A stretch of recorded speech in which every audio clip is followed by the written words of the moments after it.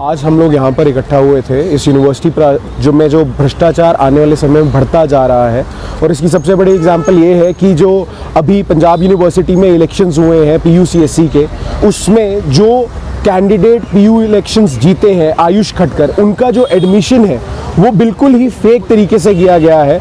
और इसके लिए हम लोग पिछले काफ़ी समय से इस चीज़ को उठाने के लिए, इस चीज़ को सामने लाने के लिए प्रोटेस्ट कर रहे थे, इस यूनिवर्सिटी प्रशासन तक अपनी आवाज़ पहुंचा रहे थे। जिसके बाद यूनिवर्सिटी प्रशासन ने एक कमेटी बनाई। उस कमेटी के अंदर 5 लोग थे और उन्होंने इस जो पूरे मैटर को था, इस पूरे मैटर को इन्वेस्टिगेट किया।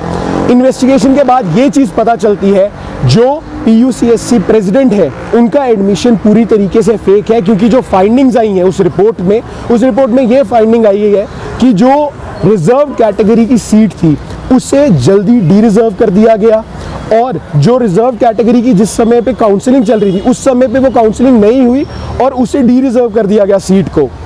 और उसी के साथ साथ DUI इंस्ट्रक्शंस, जो एक पंजाब यूनिवर्सिटी में एक तरीका है सीट्स को डी रिजर्व करने का, रिजर्व सीट्स को, वो तरीका बिल्कुल भी फॉलो नहीं हुआ इस पूरे पैटर्न में, और उसकी परमिशन के बिना एक सीट को डी रिजर्व कर दिया जाता है और आयुष खटकर का एडमिशन उस सीट के अगेंस्ट हो जाता है।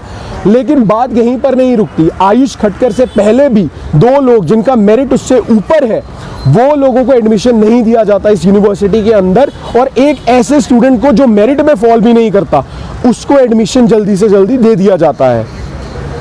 फाइंडिंग्स की बात आप कर रहे थे, उसकी रिपोर्ट है आपके पास? हाँ जी, हमारे पास फाइंडिंग की रिपोर्ट्स हैं। जो कमेटी बनी थी, जो VC ने खुद बनाई थी, जिसके अंदर 5 मेंबर्स थे, प्रोफेसर योजना रावत जिसकी चेयरपर्सन है उस कमेटी की, उसकी हमारे पास रिपोर्ट है। उस रिपोर्ट के अंदर 4 पॉइंट के अंदर ये साफ स्पष्ट लिखा हुआ है कि आयुष खटकर का जो एडमिशन था वो सबसे पहले जो 3:30 बजे से लेकर 4 बजे तक अनरिजर्व जो कैटेगरी थी उसकी काउंसलिंग थी, 4 बजे से लेकर 4:30 बजे तक रिजर्व कैटेगरी की काउंसलिंग थी, और उससे पहले ही जो राइट विक्टिम की सीट है उसको डी रिजर्व कर दिया गया 4 बजे ही। उन्हें टाइम भी नहीं दिया गया कि कोई वो सीट क्लेम कर सके 4:30 बजे तक, उससे पहले ही उस सीट को डी रिजर्व कर दिया जाता है। और वो सीट बिना DUI, डीन यूनिवर्सिटी इंस्ट्रक्शंस की मदद के बिना, जो प्रिवेलिंग प्रोसीजर है कि सबसे पहले DUI को आप एक लेटर लिखेंगे, वहां से वो सीट डी रिजर्व होगी, तो वो प्रोसीजर कोई भी फॉलो नहीं हुआ। उसके बिना ही जो आपकी सीट है आपने डी रिजर्व कर दी डायरेक्टर ने, और सीधा एडमिशन जो है आयुष खटकर को दे दिया। इस चीज के बावजूद कि उससे पहले भी 2 और कैंडिडेट्स हैं जो मेरिट में आयुष खटकर से ऊपर फॉल करते हैं।